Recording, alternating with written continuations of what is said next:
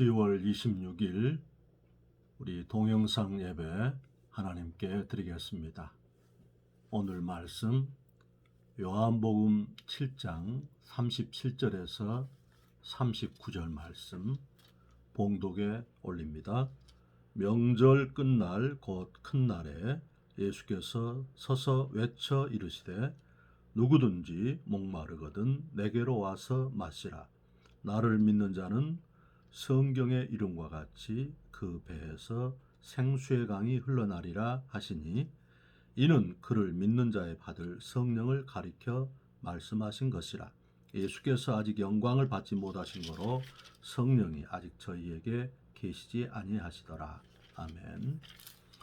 우리 잠깐 기도합시다. 하나님 우리 아버지 감사합니다. 오늘 또 가장 좋은 날을 주셔서 감사합니다. 건강과 믿음 주셔서 예수님 의지하게 하시니 감사합니다. 보혈로서 우리를 깨끗하게 해주셔서 감사합니다. 예배를 통해서 영광 받으시고 찬양 받으시고 우리에게는 하늘 문을 여서서 치료의 광선을 허락해 주옵소서. 예수님 이름으로 기도합니다. 아멘. 오늘 이 물과 같은 은혜 이런 제목으로 은혜를 받겠습니다. 한자 단어 가운데 이 상선약수라는 말이 있습니다. 윗상자, 착할 선자, 같을 약자, 물수자. 그래서 지극히 선한 것은 물과 같다 그런 말입니다. 그래서 우리가 오늘 그 물의 그 특성, 물의 그 성향을 한번 생각해 보면서 오늘 말씀과 함께 이렇게 적용해 보도록 하겠습니다. 첫 번째, 물은 이렇게 땅 바닥으로 이렇게 흐릅니다. 이스라엘의 그 네게부 지역, 그 사막 지역인데요. 거기에는 이렇게 강우량이 적기 때문에 그 초목이라든지 이런 것들이 풍성하지가 못한, 자랄 수가 없는 지역입니다. 사막이지요. 그런데 그 갈릴리 호수문을 이제 그쪽으로 끌어들여서 관계 농업을 통해서 거기가 완전히 낙원과 같이 패러다이스가 되었습니다. 그래서 그 지역에서 나오는 오렌지라든지 과일이 세계에서 가장 좋은 것 중에 하나로 물을 그렇게 끌어들여서 그런 관계 농업을 통해서 또 선교 갔을 때에 싱가포르 사람들이 거의 90년대지요. 그 물을 이렇게 정수해 가지고 말레이시아에 수출하는 그렇게 큰 관계통을 본 적이 있습니다. 물은 우리에게 있어서 가장 중요한 우리 생활의 근거입니다. 첫 번째, 그 물은 말이죠. 땅바닥으로 그렇게 흐르는 것입니다. 이것은 우리에게 주신 교훈이 우리 인생을 이렇게 무릎으로 천국까지 내 인생의 마무리까지 걸어가라는 교훈을 우리에게 주고 있습니다. 그래서 야고보서 5장 13절 말씀에도 너희 중에 즐거워하는 자가 있느냐? 저는 찬송할 것이요. 너희 중에 고통당하는 자가 있느냐? 저는 기도할지니라 그랬습니다. 우리가 야고보 사도가 낙타 무릎이었다고 그러지요. 낙타처럼 그렇게 많이 무릎을 꿇었다는 것이 되겠습니다. 민수기 14장에도 보면 이스라엘 백성들이 가나안 정탐꾼 보고를 듣고서 부정적인 그 보고가 그들을 압도해 가지고 애굽으로 돌아가자 다른 지도자를 세워서 그럴 때에 모세와 아론이 땅바닥에 엎드렸습니다.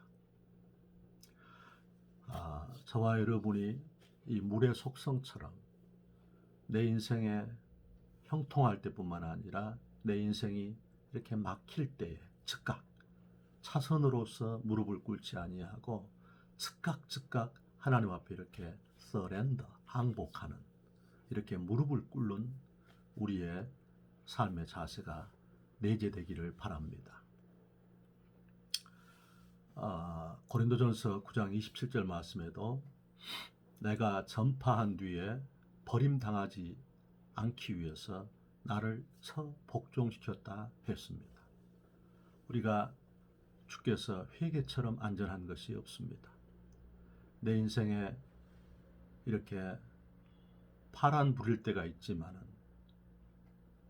가끔 빨간 불이 임하여 올 때에 절대적으로 우리가 하나님과의 관계 가운데 회개의 자세로 주 앞에 무릎을 꿇는 인생, 그 인생이 하나님께서 우리가 물과 같은 인생이다.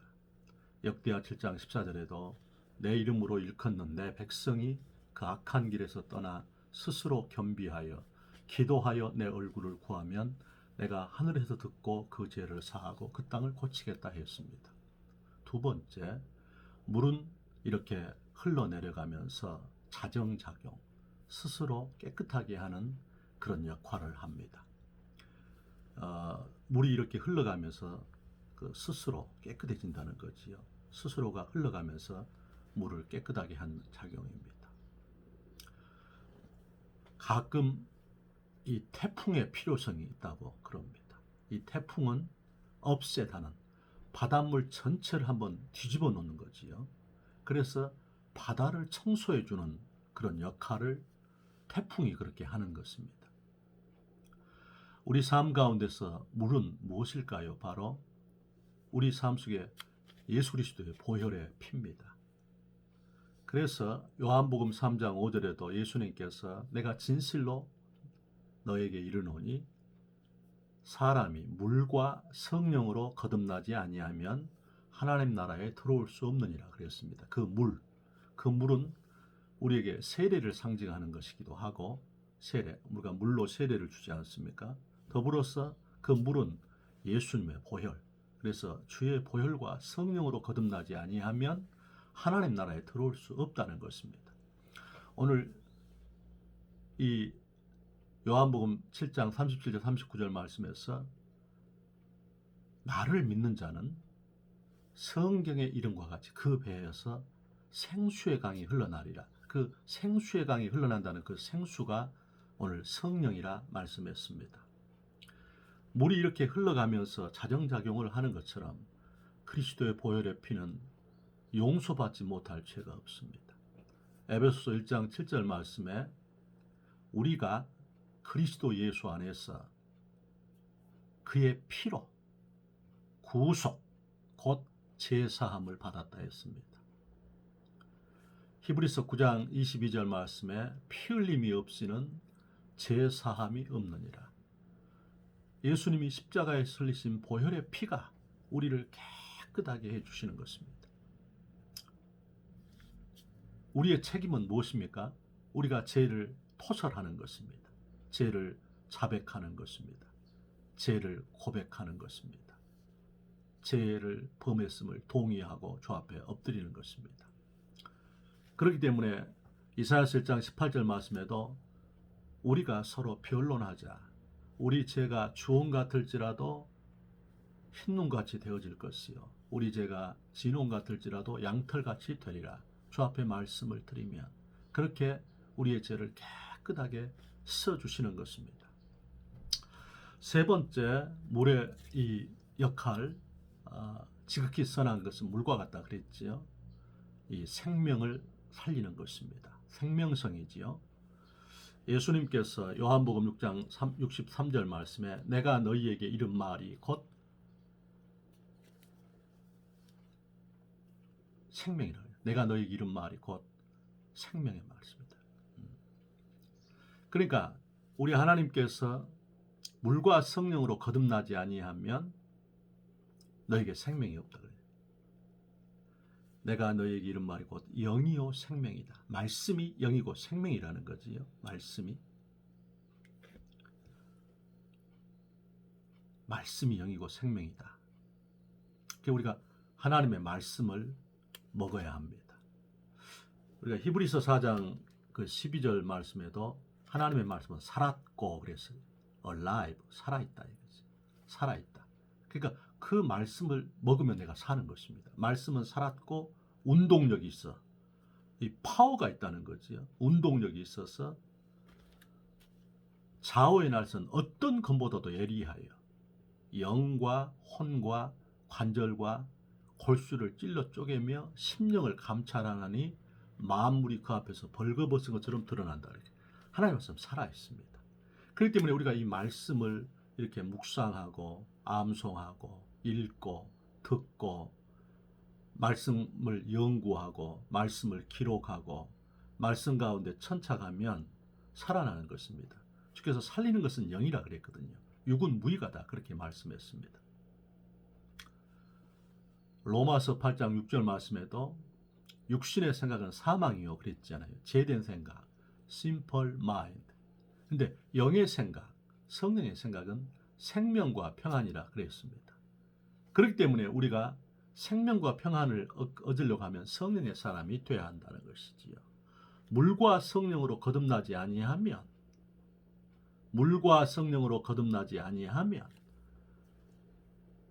주께서 우리에게 천국에 들어올 수가 없다는 것입니다. 우리가 이 성령의 역사 있지 않습니까? 고린도전서 12장 3절에도 성령으로 하지 않고는 예수님을 주시라 할 수가 없다 그랬습니다. 우리가 예수님을 마태복음 16장 16절에 베드로처럼 주는 그리스도시요 살아계신 하나님의 아들이십니다. 오늘 저도 자리에서 일어나기 전에 이 말씀을 여러 번 선포했습니다. 주는 그리스도시요 살아계신 하나님의 아들입니다. 로마서 8장 1절 2절 말씀에도 말씀하실 때에 그리스도 예수 안에 있는 생명의 성령의 법이 예수 그리스도 안에 있는 자는 정죄함이 없는데 그리스도 예수 안에 있는 생명의 성령의 법이 죄와 사망의 법에서 너를 해방했다 그랬습니다. 성령께서 죄와 사망의 법에서 우리를 해방시키시는 것입니다. 로마서 요한복음 11장 25절 26절 말씀에도 나는 부활이요 생명이니 나를 믿는 자는 죽어도 살겠고 살아서 나를 믿는 자는 영원히 죽지 아니하리라. 영생이지요. Eternal life. 영생을 주님이 우리에게 생명을 주시는 것입니다. 영원한 생명을 주시는 것입니다. 네 번째, 이 물의 속성 가운데 이 융통성입니다. 잘 적응성입니다. 잘 물은 모양대로 물은 굽이굽이 이렇게 형체가 있는 데를 따라서 굽이굽이 이렇게 흘러가지 않습니까? 이 적응성이 탁월하지요. 이 플렉시블한 잘 이렇게 구부러지고 이렇게 융통하는 그런 것이 있지 않습니까?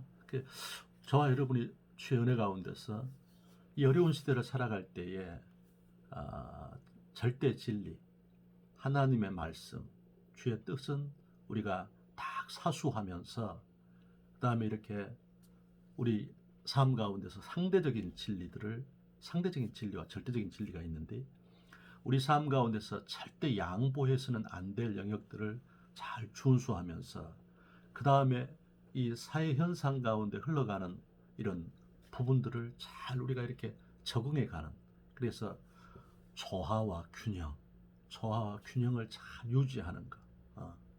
그러니까 우리가 기독교인 예수님을 믿는 사람들은 상식 이상을 가야 한다 하는 것이에요. 우리가 빛되고 소금된 주께서 마태복음 5장 13절 14절 말씀에 너희는 세상의 빛이다. 빛이 되라가 아니고 또 너희는 세상의 소금이다.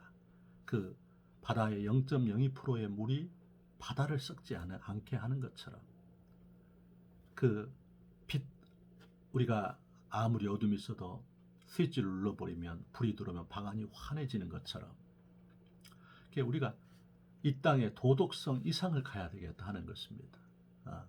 예수님을 믿지 않는 우리 분들보다 더 나은 도덕성과 어떤 그런 삶의 그런 아름다운 삶이 우리에게 요구된다 하는 것이지요.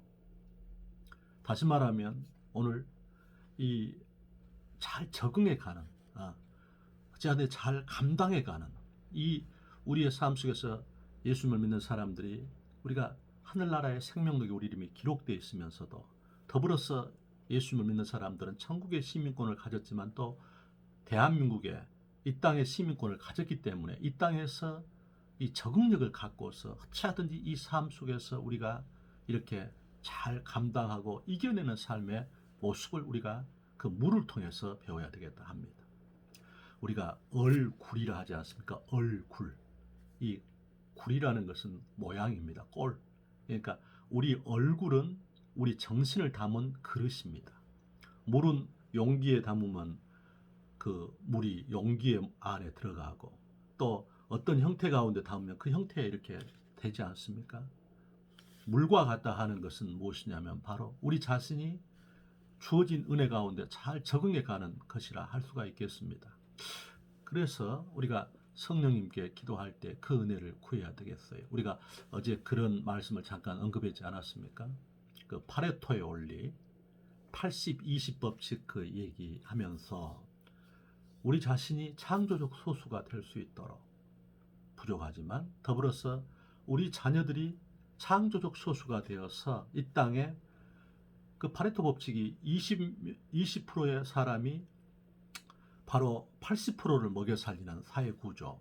개미 집단을 보니까 개미 집단에서뿐만 아니라 모든 삶의 형태, 원리 가운데서 그것이 적용되고 있더라는 거지요. 그렇기 때문에 우리는 주의 은혜 가운데서 우리 자녀들을 위해서 기도할 때에 우리 자녀들이 그렇게 창조적 소수가 되어서 이 땅의 거민을, 세계 거민을 살려낼 수 있는 그런 빛되고 소금된 삶이 되도록 이 사회 가운데서 적응하지 못하지 아니하고 적응하면서 우리가 그렇게 될 수 있도록 우리가 주님 앞에 은혜를 구해야 되겠다 하는 것입니다. 이 시대가 정말 이렇게 너무 급속하게 바뀌어지고 있기 때문에 주님 앞에 그 은혜를 구해야겠습니다. 제가 동영상 설교를 처음 할 때에 참 여러 가지 그 어려움들이 많았습니다. 그 비행기 모드를 몰라가지고 그걸 이제 비행기 탈 때만 적용을 한 거예요. 그래가지고 이제 설교가 중간쯤 되었는데 이렇게 문자가 오고 전화가 와가지고 설교가 끊겨버린 것입니다. 그래서 무려 그 설교를 3번이나 다시 했던 그런 경험이 있습니다. 그래서 그 비행기 모드를 알고 이게 동영상 설교하면서 그것을 해놓고 하면서 얼마나 주 앞에 감사했는지 모릅니다.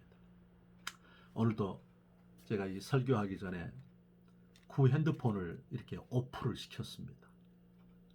지난번에 언급했던 것처럼 한번 그 구 핸드폰이 울어버려가지고 설교를 다 마무리했는데 설교 소리가 들어와가지고 그걸 설교를 다시 했다 그렇지 않습니까? 조금씩 이 변화된 삶 가운데서 배워가는 것. 그래서 우리가 불치하문이라 그러지요. 이렇게 부끄러워하지 않는다는 것. 아랫사람에게 묻는 것을 부끄러워하지 않는다. 성령님께 우리가 은혜를 구하십시다. 이 시대 가운데 우리가 너무나도 부족하고 연약하니 성령이여 나를 도우셔서 내 인생길 남은 길 동안에 내가 이 환경과 상황을 잘 적응해 갈 수 있도록 이것을 정지하고 이것을 멀리하고 내가 그것 가운데서 이렇게 멀어져 가는 것이 아니라 조금씩 더 배워갈 수 있도록. 네 번째는 무엇이냐면 이 원니스, 하나됨입니다. 이 물이 말이지요. 물이 대해를 이루지 않습니까? 그 바다로 다 이제 모이지 않습니까? 바로 이것은 강의 모든 지류들, 시내라든가 모든 강의 물들이 이제 다 그 지류를 따라서 결국에는 망망대해를 이루는 거지요. 망망대해를 이루는 거지요. 이 원리스, 하나됨이 되는 것이지요. 우리가 주님의 은혜 가운데서 이 하나됨을 유지해 가는 것. 로마서 15장 7절 말씀에 그리스도께서 우리를 받아 하나님께 영광을 돌리신 같이 너희도 서로 받으라 그랬거든요.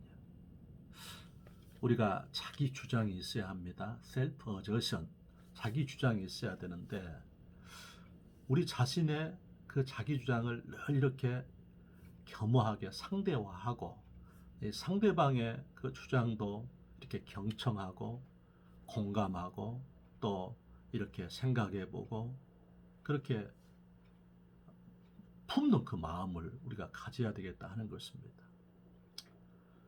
우리 하나님께서 빌립보서 4장 5절에도 너희 가운데 이 마음을 품으라. 곧 너희 관용을 모든 사람에게 알게 하라. 주께서 가까우시니라 그랬거든요. 우리가 마음을 조금만 지경을 넓히면 주님이 가장 가까이 계시다 하는 거지요. 미우라 아야코 여사는 폐결핵 또 몸의 전체가 다 이상이 있는 그런 사람이었습니다. 그런데 그래서 그 남편이 정말 이 아이도 못 낳고 모든 병을 다 갖고 있는 그 종합병원 같은 미우라 아야코를 이렇게 전도해가지고 미우라 아야코가 예수님을 믿게 되었는데요. 2차 세계대전 당시에 핵폭탄을 맞고 일본 전체가 다 완전히 무너지지 않았습니까? 폐허가 됐지요. 근데 그들은 이렇게 조그만한 이렇게 슈퍼마켓 같은 것을 했는데 그 옆에 슈퍼마켓은 자녀들도 많고 그런데 규모가 적기 때문에 미우라 아야코의 상가하고는 이렇게 상대가 안 되는 거야. 근데 그 남편이 말이죠. 아내에게 우리는 자식도 없고 둘만 사는데 저 가정은 저렇지 않느냐. 우리가 일찍 상가에 불을 끄고 또 물건을 조금만 갖다 놓자. 그리고 저가 좀 살 수 있도록 그렇게 하자 했더니 미우라 아야코가 무슨 소리냐. 우리가 살기도 바쁜데.